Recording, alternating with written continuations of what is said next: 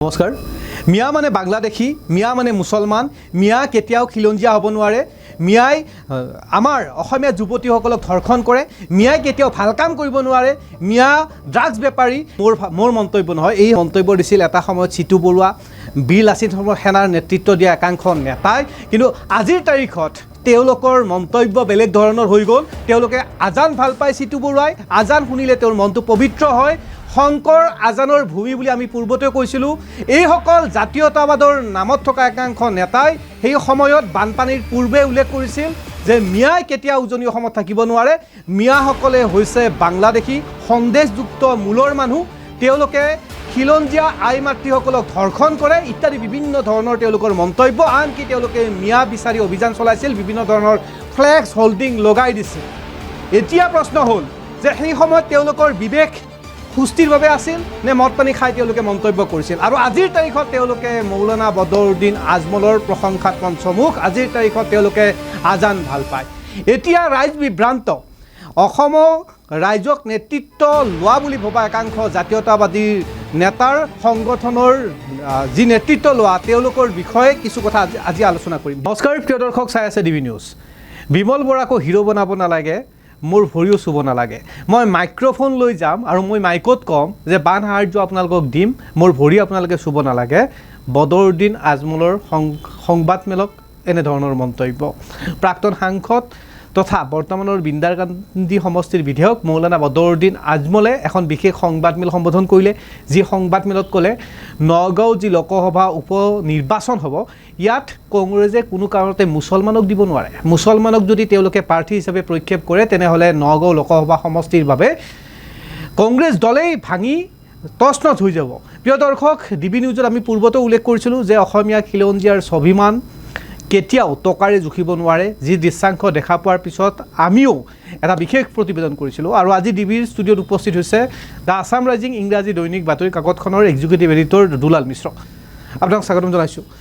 আজিৰ দিনটোত এখন বিশেষ সংবাদমেল মৌলানা বদৰুদ্দিন আজমলত যি সংবাদমেলত উল্লেখ কৰিছে যে মই বানপীড়িত লোকসকলৰ ওচৰলৈকে যাম সাহায্য দিবলৈ গ'লে মই এটা মাইক্ৰফোন লৈ যাম আৰু মই ক'ম যে মোক আপোনালোকে ভৰি চুব নালাগে আৰু যদি মই উজনি অসমত যাব নালাগে তেতিয়াহ'লে বিমল বৰাক টিআৰপি বা হিৰো বনাই লাভ নাই মুখ্যমন্ত্ৰী ডক্টৰ হিমন্ত বিশ্ব শৰ্মাই কওক তেওঁ লিখিত ৰূপত বদৰুদ্দিন আজমলে লিখিত হৈ যাব উজনি অসমত তেওঁ নাযায় এক প্ৰকাৰ বদৰুদ্দিন আজমলে বিমল বৰাক কৈছে যে বিমল বৰাক হিৰো বনাই টিআৰপি দি লাভ নাই মুখ্যমন্ত্ৰীয়ে যদি নিৰ্দেশ দিয়ে তেতিয়াহ'লে তেওঁ উজনিলৈকে নাযায় বানাক্ৰান্তৰ কাষত নাযায় হয় নৱজ্যোতি এটা ডাঙৰ কথা হৈছে কি বদৰুদ্দিন আজমলৰ চৰণ চুই অসমীয়া মহিলাই 500 টকাকৈ বান সাহায্য লোৱাৰ দৃশ্য বুলিয়ে কিন্তু অসমীয়া ৰাইজৰ মাজত অতি বিৰূপ প্ৰভাৱ এটা পেলাইছে আৰু বহু প্ৰতিক্ৰিয়াৰ সৃষ্টি হৈছে আৰু এই প্ৰতিক্ৰিয়া সমাজৰ সকলো শ্ৰেণীৰ লোকে এই প্ৰতিক্ৰিয়া ব্যক্ত কৰিছে কেৱল সমাজৰ সাধাৰণ শ্ৰেণীৰ লোকেই নহয় এই প্ৰতিক্ৰিয়া ব্যক্ত কৰিছে কেইবাগৰাকীও কেবিনেট মন্ত্ৰীও শেহতীয়াভাৱে বিমল বৰাৰ যি মন্তব্য আছিল যে বদৰুদ্দিন আজমলৰ পক্ষত যদি থাকে বদৰুদ্দিন আজমলৰ পক্ষতে থাকক কিন্তু আপোনালোকে খিলঞ্জীয়া অথবা জাতিৰ স্বাৰ্থত ইপিনে জাতিক লৈও মাত মাতিব জাতীয় নায়কো হ'বলৈ যাব বা খিলঞ্জীয়াৰ হৈ মাত মাতি আপোনালোকে দল সংগঠনো চলাব দুটা একেলগে নহ'ব এয়া আছিলে সমষ্টিত শিৱসাগৰত স্বাধীনতা পতাকা উত্তোলন কৰিয়ে মন্ত্ৰী বিমল বৰাৰ এটা বিশেষ মন্তব্য যে আজমলো নহ'ব জাতীয়তাবাদীও নহ'ব দুটাৰ এটা কৰিব লাগিব আৰু ইয়াৰ পিছতে আজি বদৰুদ্দিন আজমলৰ মন্তব্য সংবাদমেলত কেইবাটাও মন্তব্য কৰিছে এক প্ৰকাৰ আপুনি বান সাহায্য প্ৰসংগত উল্লেখ কৰিছে ৰাজনৈতিক প্ৰসংগতো নগাঁও লোকসভা সমষ্টিটোক লৈ এক বিশেষ মন্তব্য কৰিছে যে কংগ্ৰেছ দলটো ভাঙি তছনছ হৈ যাব যদিহে মুছলিম কেণ্ডিডেট কংগ্ৰেছ দলে নগাঁও সমষ্টিটোত দিয়ে এই বিমল বৰাই যিখিনি মন্তব্য কৰিছিল বদৰুদ্দিন আজমলৰ বিষয়ে সেই মন্তব্যখিনি নিশ্চয়কৈ সেই সময়ত বা এতিয়াও প্ৰাসংগিক বুলি আমি ক'ব লাগিব কাৰণ অসমীয়া মহিলাই এগৰাকী নেতাৰ তেওঁ বয়োজ্যেষ্ঠ হ'লেও এগৰাকী নেতাৰ চৰণ চুই বান সাহায্য ল'বলগীয়া এটা পৰিস্থিতি আহি পৰাৰ কথাটো তেওঁ বিৰোধিতা কৰিছিল তাৰ প্ৰতিক্ৰিয়া ব্যক্ত কৰিছিল কিন্তু এটা কথা ঠিক যে বিমল বৰাই তেওঁক যি ধৰণে প্ৰক্ষেপ কৰিব বিচাৰিছে ইয়াত অকণমান হয়তো ৰাজনৈতিক ৰহণো আছে এই ৰাজনৈতিক গ্ৰহণ এনেকুৱা কাৰণ দুটা বেলেগ বেলেগ দলৰ দুগৰাকী নেতা আৰু এই দুগৰাকী নেতাৰ ভিতৰত বদৰুদ্দিন আপুনি ৰাজনৈতিক মহল এই ৰং দেখিছে, মই কিন্তু ৰাজনৈতিক ৰং তাত বিশেষভাৱে দেখা নাই। মই বিমল বৰাক দেখিছোঁ, কাৰণ বিমল বৰাই সামাজিকভাৱে সক্ৰিয়। বিমল বৰাই যেতিয়া দেখিছিল যে সামাজিকভাৱে সক্ৰিয় উজনি অসমৰ যিসমূহ দল সংগঠন তেওঁলোকে আচৰিত খাব, ডাঙৰ ডাঙৰ হোল্ডিং লগাইছিল, ফ্লেক্স লগাইছিল, বেনাৰ লগাইছিল আৰু তাত লিখিছিল যে উজনিৰ পৰা মিয়া যাওক, মিয়া থাকিব নোৱাৰিব। গতিকে এইসমূহ ফ্লেক্স, এইসমূহ ভিজুৱেল বিমল বৰাই নিশ্চয় দেখিছে। আৰু বানপীড়িত লোকসকলৰ ওচৰত কিন্তু বিমল বৰাই প্ৰায় এমাহ এতিয়াও আজিৰ ডেটলৈকে কিন্তু তেওঁ সমষ্টিৰ ৰাইজৰ ওচৰত তেওঁৰ সমষ্টিক বাদ দি শিৱসাগৰ, যোৰহাট ইত্যাদি বিভিন্ন ঠাইত কিন্তু ঘূৰি আছে। ক'ব বিচাৰোঁ বিমল বৰাই যথেষ্টখিনি তাত কষ্ট কৰিছে, আমি নিজেও দেখিছোঁ। মই এই ৰাজনৈতিক গ্ৰহণৰ কথাটো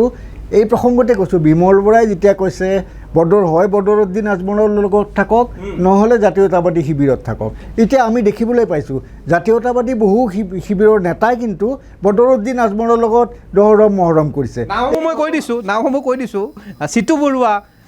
শৃংখল চলিহা, বিকাশ অসম, এওঁলোকে কিন্তু কিছুদিন পূৰ্বলৈকে বানপানী হোৱাৰ আগলৈকে উজনিত কোনো কাৰণতে বাংলাদেশী মিয়া থাকিব নোৱাৰিব। এওঁলোকে ৰাস্তাত আনকি ভঙা চিঙা বেপাৰ যি কৰিবলৈ যায়, দিন হাজিৰা কৰিবলৈ যোৱা ব্যক্তিক ধৰিছিল, মাছ বেপাৰী, মাংস বেপাৰীক ধৰিছিল, কাপোৰ বেপাৰীক ধৰিছিল, যাব নিদিব। আৰু তেতিয়া চাগে বিমল বৰাই ভাবিছিলে যে এওঁলোক জাতীয়তাবাদী কণ্ঠ, এওঁলোকৰ সংগঠনটো জাতীয়তাবাদী কণ্ঠ হৈ মাত মাতিব। কিন্তু যেতিয়া দেখিলে যে 500 টকা এটাৰ কাৰণে, আপুনি শুনি আচৰিত কৰিব, কোনোবা এজন নেতাক যদি 3 লাখ টকা দি দিছে মৌলানা বদৰুদ্দিন আজমলে, তেতিয়াহ'লে সেই মৌলানা বদৰুদ্দিন আজমলৰ কাষত গৈ জাতীয় সংগীত গাইছে। জাতিৰ বৰভেটি বুলি কোৱা শিৱসাগৰৰ জাতীয় সংগঠনৰ একাংশ ব্যক্তিয়ে কৰি আছে এইসমূহ কাম। এটা কথা, যিবোৰ দেখি বিমল বৰাৰ খং উঠিছে যে এটা পক্ষ হ'ব লাগিব আৰু জনসাধাৰণতো বিপাঙত পৰে। আমিয়ে সংবাদ মাধ্যমত প্ৰকাশ কৰিছিলোঁ যেতিয়া এনেকুৱা এটা হ'ব পাৰে আপুনি ক'লে জাতীয়তাবাদী নেতা শৃংখল চলিহা, তেওঁলোকে বিকাশ অসম, তেওঁলোকে কিন্তু মিয়া যাবই লাগিব, উজনিৰ পৰা মিয়া যাবই লাগিব। চিতু বৰুৱাৰ নামটো কৈ দিয়ক, চিতু বৰুৱাও উল্লেখ কৰিছে। এতিয়া সেইজন চিতু বৰুৱা আকৌ আজান ভাল পায়, তেওঁ ৰাতিপুৱা বোলে আজান শুনিহে তেওঁ কামবোৰ কৰিবলৈ ভাল পায়। সাংঘাতিক জাগৰণৰ সৃষ্টি কৰিছিল তেওঁলোকে মিয়াৰ বিৰুদ্ধে। কিন্তু সেই কেইগৰাকী নেতাই কিন্তু এতিয়া বদৰুদ্দিন আজমলৰ লগ লাগিছে, একেলগে বহিছে। সেই কেইগৰাকী নেতাই কিয় আজিৰ তাৰিখত বিমল বৰাই যেতিয়া কাম কৰি আছিল তাৰ ওচৰলৈকে যোৱা নাই? বিমল বৰুৱাক কিয় কোৱা নাই যে আপুনি ভাল ধৰণে কাম কৰি আছে, এইসমূহ সমস্যা আকৌ আপোনালোকে দেখি আছে, এইসমূহ সমস্যা সমাধান কৰিব লাগে? কাৰণ কি? শৃংখল চলিহা, চিতু বৰুৱা অথবা আমাৰ বিকাশ অসমৰ মা ভনীয়ে কিন্তু তাত 500 টকা ভৰি চৰণ চুই লোৱা নাই, অসমীয়া মহিলাহে লৈছে। তেওঁলোকৰ নিজৰ ঘৰত জুই লাগিলেহে হয়তো গম পালেহেঁতেন। গতিকে সেইকাৰণে তেওঁলোকে প্ৰতিবাদ কৰিব পৰা নাই। আজি তেওঁলোকে সেইকাৰণে প্ৰতিবাদ কৰা নাই, তেওঁলোকে দহৰম মহৰম কৰিছে এওঁৰ লগত, বদৰুদ্দিন আজমলৰ লগত। তেওঁলোকে এবাৰো আজমলক প্ৰশ্ন কৰা নাই আপোনাৰ চৰণ কিয় চুবলগীয়া হ'ল। আজমলে বহু প্ৰতিক্ৰিয়াৰ পিছতহে কিন্তু তেওঁ স্পষ্টীকৰণ দিবলৈ বাধ্য হৈছে, ইছলামত চৰণ চোৱাটো কোনো নিয়ম নাই, কোনো লৈ যাম বুলি কৈছে যে এইবাৰ পৰা উজনি অসমত গ'লে মাইক্ৰফোন এটা লৈ যাব, মাইক্ৰফোন লৈ যাই ক'ব যে মই বানপীড়িতত সাহায্য দিব আহিছোঁ, মোৰ ভৰি আপোনালোকে চুব নালাগে। আনকি কৰিছে যে মোৰ পাও আপোনালোকে নাপায়, দেখাই নাপায়, তেওঁ গাড়ীত বহি থাকিব, একদম ৰজাৰ দৰে কথা। শৃংখল চলিহা, চিতু বৰুৱা বা বিকাশ অসমে তেওঁলোকৰ মা বা ভনীয়েকক, নিজৰ মাক বা ভনীয়েকক 500 টকাৰ বাবে ভৰি চুবলৈ তেওঁলোকে বাধ্য কৰালেহেঁতেনে? আমি প্ৰশ্ন কৰিছোঁ শৃংখল চলিহাদেৱ, আপুনি উত্তৰ দিয়ক। চিতু বৰুৱা, আপুনি ক'ত শুই আছে এতিয়া? আপুনি কিয় বদৰুদ্দিন আজমলক এবাৰো প্ৰশ্ন কৰিব সাহস কৰা নাই? আপুনি কিয় কৰা নাই প্ৰশ্ন, অসমীয়া মহিলাই কিয় আপোনাৰ চৰণ চুবলগীয়া হ'ল? বিকাশ অসম, আপুনিতো জানে, আপুনিতো অসমীয়াৰ হৈ ইমান কথা পাতি আছে, কিন্তু আপুনি কিয় বদৰুদ্দিন আজমলৰ লগত এই ঘটনাৰ পিছত অসমৰ জাতীয় ভাৱাবেগক উজ্জীৱিত কৰা, জাগ্ৰত কৰা সংগীত পৰিৱেশন কৰিবলগীয়া হ'ল? বিমল বৰাই খুব আৱেগেৰে কৈছে যে নতুন জেনেৰেশ্যনৰ ল'ৰা ছোৱালীখিনিয়ে এতিয়া IMDT আইনৰ কথা নাজানে, যাৰ বাবে বদৰুদ্দিন আজমলৰ সৃষ্টি কেনে হ'ল এই বিষয়ত নাজানে। বদৰুদ্দিন আজমলে কেনেধৰণে বা এই দলটোৱে কেনেধৰণে গ্ৰাস কৰিছিল অসমীয়াক এই কথা তেওঁলোকে নাজানে। শংকৰদেৱ মাধৱদেৱৰ সৃষ্টিৰাজিক কেনেধৰণে গ্ৰাস কৰিছিল এটা চক্ৰ, এই কথা তেওঁ নাজানে। প্ৰয়োজনত নতুন জেনেৰেশ্যন জেনজিক আকৌ এবাৰ অধ্যয়ন কৰাৰ কথা উল্লেখ কৰিছে। আৰু আজি বিশেষ এক সংবাদমেল, যি সংবাদমেলত দেখা পোৱা গৈছিল, গৌৰৱ গগৈক উদ্দেশ্যেও উল্লেখ কৰিছে মৌলানা বদৰুদ্দিন আজমলে যে গৌৰৱ গগৈ এজন চেলফিছ মানুহ, গৌৰৱ গগৈ একো নাজানে।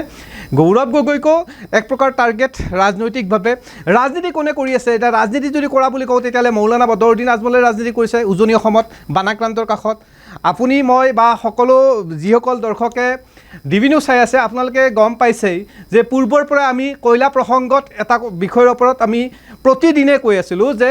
নগাভূমিত নাগালেণ্ডত অবৈধ কয়লা খনন হৈছে আমি কিছু দৃশ্যাংশও দেখাইছিলোঁ কিন্তু এই বিষয়ত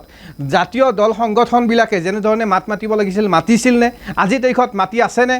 এইবিলাক বিষয় তেওঁলোকে মাত নামাতি পৰৱৰ্তী পৰ্যায়ত বিষয়টো আজমল কৰি পেলালে গোটেই বিষয়টো আমি নৱজ্যোতি বাৰে বাৰে কৈ আছোঁ ডিবি নিউজৰ বিভিন্ন প্ৰতিবেদন আমি কৈ আছোঁ এই যে কয়লা খননৰ প্ৰসংগটো আজি মানুহে বহুতে স্বীকাৰ কৰিব বাধ্য হৈছে আজি আমি তথ্যভিত্তিকভাৱে তাত কৈছিলোঁ আমিয়ে নহয় কেইবাটাও সংবাদ মাধ্যমে কৈছে তাত প্ৰমাণ কৰিছে ইতিমধ্যে প্ৰমাণ হৈছে নাগালেণ্ডৰ কথা অসমত মুখ্যমন্ত্ৰীয়ে কৈছে অসমত কয়লা খনন হোৱা নাই বা কয়লা নায়েই সেইটো বেলেগ প্ৰসংগ সেইটো বেলেগ আমি ধৰা নাছিলোঁ সেই প্ৰসংগটো আমি নাগালেণ্ডৰ প্ৰসংগ ধৰিছিলোঁ আৰু নাগালেণ্ডৰ প্ৰসংগত কিন্তু বাৰে বাৰে মানুহে কিন্তু এটা স্বীকাৰ কৰিব বাধ্য হৈছে আৰু সেই সময়ত তেওঁলোকে যে কিছুমান স্থানীয় লোকে যে তাত বাধা প্ৰদান কৰিছিল বা তাত যে প্ৰতিবাদ কৰিছিল সেই কথাবিলাকো এতিয়া লাহে লাহে পোহৰ ওলাইছে কিন্তু ইমানখিনি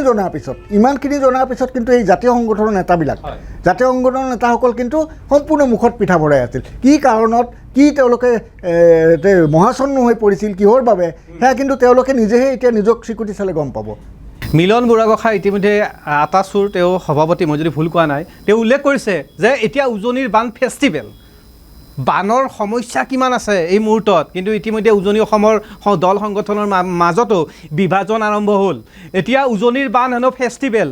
কল্পনা কৰিব পাৰি জানো উজনিৰ এই বান ফেষ্টিভেল বানক যেতিয়া সেই বিধ্বংসী বান জলপ্ৰলয় আমি বান বুলি ক'লেও ভুল হ'ব জলপ্ৰলয় হঠাতে অহা এটা প্ৰলয় নামি অহা প্ৰলয় সাগৰৰ ঢৌ আহিল মানুহ ঘৰ বাৰী উটুৱাই নিলে পক্ষী চব উটি গ'ল সেই তাক যদি আকৌ উৎসৱ হিচাপে যদি কোনোবা উদযাপন কৰিব যায় চিহ্নিত কৰিব যায় তেওঁ নিশ্চয়কৈ কিবা বিকৃতি ঘটিব লাগিব মিলন বুঢ়াগোহাঁইৰ মন্তব্য অখিল গগৈক উদ্দেশ্যে উল্লেখ কৰিছিল অখিল গগৈয়ে শেহতীয়াভাৱে অন্বেষণ কৰিছে 10 লাখ টকা বানপীড়িত লোকসকলে নোপোৱালৈকে তেওঁৰ অন্বেষণ থাকিব পৰৱৰ্তী পৰ্যায়ত এই অন্বেষণ 8 ঘণ্টীয়া আছিল তেওঁ এই সকলো বিষয় স্মাৰক পত্ৰৰ জৰিয়তে জনাইছে জিলা প্ৰশাসনক মুঠৰ ওপৰত এতিয়া আকৌ পুনৰ আহিছোঁ যে বিমল বৰা প্ৰসংগতেই বিমল বৰাক কোনো কাৰণতে হিৰো বনাব নালাগে TRP দিব নালাগে দৰকাৰ হ'লে মোৰ ভৰিও চুব নালাগে এনেধৰণৰ মন্তব্য মৌলানা বদৰুদ্দিন আজমলৰ আৰু এই মন্তব্যৰ পিছতে আমি আজি চৰ্চা কৰিছিলোঁ যে উজনি অসমৰ দল সংগঠনসমূহে জাতীয়তাবাদত আছে নে আজমলৰ পক্ষত আছে যি কথা পূৰ্বতে ডিবি নিউজত বাতৰি হিচাপত আমিয়ে ডিছকাশ্যন কৰিছিলোঁ আৰু আটাইতকৈ ডাঙৰ বিষয়টো হৈ পৰিছিল যেতিয়া মন্ত্ৰী কেবিনেট মন্ত্ৰী বিমল বৰাই স্বাধীনতা দিৱসৰ পতাকা উত্তোলন কৰিয়েই সিদিনাখনে পুৱাৰ ভাগত যেতিয়া কৈছিল যে পক্ষত কাট থাকিব জাতীয়তাবাদৰ নে আজমলৰ দুটাৰ এটা ল'ব লাগিব আৰু এই বিষয়তে কিছু পাতিলোঁ বিশ্বতে কি ভাবে যে জাতীয়তাবাদী একাংশ নেতা সুবিধাবাদী হ'ল যাৰ বাবে সাধাৰণ জনসাধাৰণ বিপদত পৰে বিপাঙত পৰে আমাৰ দৰে সাংবাদিকসকল বিপাঙত পৰে আমি আমাৰ সতীৰ্থসকলে যেতিয়া বাতৰিসমূহ প্ৰেৰণ কৰিছিল সেই সময়ত ফ্লেক্স হোল্ডিং লগাই আজিৰ তাৰিখত তেওঁলোকে যি সেইসকল জাতীয় সংগঠনৰ বাতৰিসমূহ প্ৰেৰণ কৰি আছে যেতিয়া দেখোঁ যে দুটা ৰূপ মানে জাতীয়তাবাদী অসমত জাতীয়তাবাদ সঁচা অৰ্থত ক'ব গ'লে আমি এতিয়ালৈকে জন্মৰ পৰা বুজা হোৱাৰ পৰা এতিয়ালৈকে যি দেখিছোঁ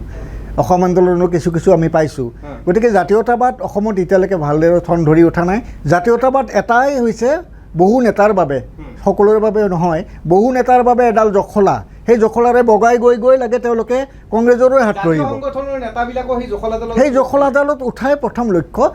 যিমান আমি নেতা দেখিছোঁ সকলো নহ'লেও তাৰ অধিকাংশ নেতাৰে কিন্তু জখলা এডালে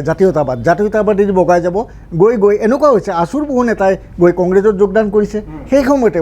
আন্দোলনৰ ভৰপক সময়ত আছুৰ বহু নেতাই কংগ্ৰেছত যোগদান কৰি মন্ত্ৰী হৈছে অথচ তেওঁ কংগ্ৰেছৰ এই যে 855 গৰাকী শ্বহীদ হৈছিল আমাৰ অসমত সেই 855 গৰাকী শ্বহীদৰ তেজৰ মূল্য তেওঁ দিব পাৰিলে নেকি তেনেকুৱা বহু নেতা আছে জাতীয়তাবাদী নেতা বহু শত সহস্ৰ আছে অসম আপুনি কোৱা ধৰণে যে জাতীয়তাবাদী নেতাসকল সুবিধাবাদী বা জখলাত উঠিব খোজে এতিয়া একাংশ জাতীয়তাবাদী নেতা বা বৌদ্ধিক মহলক নেতৃত্ব দিয়া একাংশ ব্যক্তিয়ে সামাজিক মাধ্যমত ক'বলৈ আৰম্ভ কৰিছে যে মৌলানা বদৰুদ্দিন আজমলে যেনেধৰণে প্ৰথম অৱস্থাত 2 কোটি টকা সাহাৰ্য দিম বুলি কৈছিল বাকীসকলে কিয় নিমাত হৈ আছিল বাকীসকলে কিয় মাত মতা নাছিল এক প্ৰকাৰ এই বিষয়টো কিন্তু চৰ্চা চলি আছে টকাৰ সাহাৰ্য সকলো সাহাৰ্য নহয় তাত মানৱীয় সাহাৰ্য তাত অনুভৱ তাত সহমৰ্মিতাৰ কথা আছে এতিয়া আপুনি বা মই টকা দি 2 কোটি টকাটো বাদেই দিলোঁ 2000 টকা দিয়াটো আমাৰ কাৰণে ডাঙৰ কথা কিন্তু সহমৰ্মিতাটো ব্যক্ত কৰাটো সাধাৰণ মানুহৰ বাবে 2 কোটি টকা দিয়াটো বৰ সহজ কথা নহয় কেনেকৈ দিব কিন্তু সাধাৰণ মানুহে মিলি কিন্তু 2 কোটি টকাৰ তাত কিন্তু সামগ্ৰী দিছে গতিকে 2 কোটি টকা দিল মানে যে গোটেইখিনি সৰ্বস্ব আমি বিক্ৰী কৰি দিব লাগিব কাৰোবাৰ ওচৰত অসমীয়াই তাৰ কোনো মানে নাই কোনোবা জাতীয়তাবাদী নেতাও যদি তাত যদি বিভিন্ন প্ৰকাৰে তাক যদি ইষ্টাব্লিছ কৰিব বিচাৰে বুলি 2 কোটি টকা দিছে, গতিকে আমি চব বিক্ৰী কৰি দিব লাগিব, আমি তেওঁৰ লগ লাগি বৌদ্ধিক মহলক নেতৃত্ব দিয়া একাংশ ব্যক্তিও সামাজিক মাধ্যমত কৈ আছে। গতিকে বৌদ্ধিক মহলক নেতৃত্ব দিল বুলিয়ে তেওঁ বাস্তৱ ছবিখন তেওঁ চাব লাগিব। বাস্তৱ ছবিখন এনেকুৱা, অসমীয়া মহিলাই এগৰাকী ব্যক্তিক ৰাজনীতিকৰ ভৰিত ধৰি পেলাই 500 টকাৰ বানসাহাৰ্য ল'ব লগা, সেইটো ৰিয়েল ফেক্ট। সেই ৰিয়েল ফেক্টটোত তেওঁলোকৰ প্ৰতিক্ৰিয়া কি? প্ৰথম প্ৰতিক্ৰিয়া ব্যক্ত কৰি তেওঁলোকে কওক 2 কোটি টকা দিলে, 3 কোটি টকা দিলে তেওঁ মহাপুৰুষ হৈ গ'ল ইত্যাদি কথাবোৰ কওক, কিন্তু এই বিষয়টোত প্ৰথম মূল বিষয়টোত তেওঁলোকৰ প্ৰতিক্ৰিয়া কি? তেওঁলোকৰ আত্মাই কান্দিছেনে? তেওঁলোকৰ অন্তৰত লাগিছেনে অসমীয়া মহিলাই 500 টকাৰ বাবে কোনো ৰাজনীতিকৰ ভৰিত চুব লগা হৈছে? তেওঁলোকৰ সেই কথাখিনি তেওঁলোকৰ অন্তৰ আত্মাত আঘাত কৰা নাই নেকি? গতিকে সেই কথাখিনিত তেওঁলোকে প্ৰথম উত্তৰ দিয়ক, তাৰপিছত তেওঁলোকে অন্য ব্যাখ্যা কৰি থাকক। মই যথেষ্ট সৰু হ'ম, যিসকল বৌদ্ধিক মহলক নেতৃত্ব দিয়া ব্যক্তিসকলৰ ভিডিঅ' দেখি আছোঁ, তেওঁলোকক এতিয়া অনুৰোধ জনাম যে আপোনালোকে চৰকাৰক কিয় হেঁচা প্ৰয়োগ কৰিব পৰা নাই? যিসকল জাতীয় সংগঠন দল সংগঠন আছে বা বৌদ্ধিক মহলক নেতৃত্ব দিয়া লোকসকল আছে, আপোনালোকে চৰকাৰক প্ৰেছাৰ ক্ৰিয়েট কিয় কৰিব পৰা নাই? আপোনালোকে প্ৰেছাৰ ক্ৰিয়েট কৰক। এনেই বদৰুদ্দিন আজমলক তেওঁলোকে একেবাৰে সাংঘাতিক ৰূপত যে 2 কোটি টকা দি দিলে, কিন্তু এটা বিষয় 2 কোটি টকা ক'ত খৰচ কৰিলে সেয়া কিন্তু কেমেৰাৰ সন্মুখত যিখিনি টকা খৰচ কৰিছে সেইখিনি কিন্তু 2 কোটি টকা খৰচ নহয়। কেমেৰাৰ সন্মুখত আমিও বহুত কিবা কিবি দেখাব পাৰোঁ, কিন্তু সেয়া প্ৰকৃত অৰ্থত কেনেধৰণে খৰচ হ'ব তাৰো কিন্তু এটা উচিত তদন্ত হোৱাটো প্ৰয়োজনত ৰাজ্য চৰকাৰে কেবিনেট সিদ্ধান্তই ল'ব লাগে। মৌলানা বদৰুদ্দিন আজমলে 2 কোটি টকা তেওঁ ক'ত খৰচ কৰিলে, কেনেকৈ খৰচ কৰিলে? বিভিন্ন মহলৰ পৰা প্ৰশ্ন উত্থাপন হৈছে। এতিয়া অখিল গগৈকে বহুতে শ্বেতপত্ৰ তেওঁৰ যে বানসাহাৰ্য বিলালে এটা শ্বেতপত্ৰ প্ৰকাশ কৰাৰ বাবে দাবী জনাইছে। কালি মই এটা প্ৰেছ মিটত দেখিলোঁ এখন। গতিকে তেনেকুৱা ধৰণৰ শ্বেতপত্ৰ এইসমূহ বিষয়ক লৈয়ে চাগে ভাবিছে যে বানপানীটো এতিয়া ফেষ্টিভেলত ৰূপান্তৰ হ'ব ধৰিছে। মিলন বৰগোহাঁই সেইকাৰণে চাগে সংবাদমেলত কৈছে যে বানপানীটো এতিয়া ফেষ্টিভেলত হৈ পৰিছে, টকা উপাৰ্জনৰ একাংশ আহিলাও হৈ পৰিছে। আপুনি কোৱা ধৰণে অখিল গগৈক লৈও প্ৰশ্ন কৰিছে। মিছতা বিদায় ল'ব লাগিব, অনুষ্ঠানত একেবাৰে সময় কম। কি ক'ব? নগাঁও লোকসভা সমষ্টিৰ কেইবাটাও বিষয় আলোচনা কৰিছোঁ, তাৰ ভিতৰতে মৌলানা বদৰুদ্দিন আজমল প্ৰসংগই বিশেষভাৱে আজি স্থান পালে। নগাঁও লোকসভা সমষ্টিৰ উপ নিৰ্বাচনক লৈ বিভিন্ন জল্পনা কল্পনা চলি আছে, আৰু তাত ইতিমধ্যে বানপানী প্ৰসংগটো বিষয় হিচাপে ল'ব নেকি? বানপানী প্ৰসংগটোক বিষয় হিচাপে হয়তো কিছু অংশত প্ৰভাৱ পৰিব, কিন্তু তাত মূল কথাটো হৈছে তাত জনগাঁথনি দিশৰ পৰা কিন্তু তাত 49% হিন্দু জনসংখ্যা আৰু বাকীখিনি কিন্তু সংখ্যালঘু জনসংখ্যা। গতিকে সংখ্যালঘু জনসংখ্যাৰ ভোট আকৌ বিভাজন হ'ব UDF, কংগ্ৰেছ আৰু ৰাইজৰ দলৰ মাজত, এই 3টা দলৰ মাজত হ'ব। গতিকে এই 3টা দলে কিদৰে গোটেই পৰিস্থিতিটো চম্ভালি লৈ পাৰ্টি UDFে ইতিমধ্যে কৰিছে, UDFে পাৰ্টিৰ পক্ষে, বাকীকেইটা কেনেকৈ কৰে, ৰাইজৰ দলে দিয়ে কি নাই এটা স্পষ্ট হোৱা নাই, সময়ত হ'ব। অধিসূচনা জাৰি হ'ব বুলি আজি বিজেপিৰ ৰাজ্যিক সভাপতি দিলীপ শইকীয়াই ঘোষণা কৰিছে। এইটো মাহৰ শেষৰ পিনে হ'ব। বিদায় ল'ব লাগিব। এই অনুষ্ঠানৰ শেষত কৈছোঁ যে যিসকল উজনি অসমৰ জাতীয় সংগঠনে বানপীড়িত লোকসকলৰ সহায়ৰ বাবে অহৰ্নিশে কাম কাজ কৰি আছে, তেওঁলোকক চেলুট জনাইছোঁ। তেওঁলোকে কাম কাজ কৰক, কিন্তু একেখিনি সময়তে তেওঁলোকৰ কৰণীয় কামখিনিও তেওঁলোকে কৰিব লাগিব। চৰকাৰক চেপা হেঁচা জিলা প্ৰশাসনৰ পৰা প্ৰদান কৰা বস্তুসমূহ সঠিকভাৱে পাইছেনে নাই তাৰ ওপৰত গুৰুত্ব দিয়াৰ ওপৰত বিশেষ গুৰুত্ব দিলে বেছি ভাল হ'ব। ইয়াৰ বিপৰীতে মৌলানা বদৰুদ্দিন আজমল অথবা কোনোবা বিদেশী মূলৰ পৰা অহা লোকসকলক যিমান প্ৰাধান্য দিব লাগে তাতকৈ বেছি যদি প্ৰাধান্য দিয়া হয়, সেয়া কিন্তু জাতিটোৰ বাবে ক'ৰবাত নহয় ক'ৰবাত ক্ষতি হ'ব। আজি আপোনালোকৰ কথাখিনি শুনি কিছুমানৰ বেয়া লাগিব লাগে, কিন্তু সেয়া বাস্তৱ বৰ্তমান সময়ত দেখি থকা বিষয়। আপোনালোকে আপোনালোকৰ মতামত নিশ্চয় কমেণ্ট ছেকশ্যনত জনাব।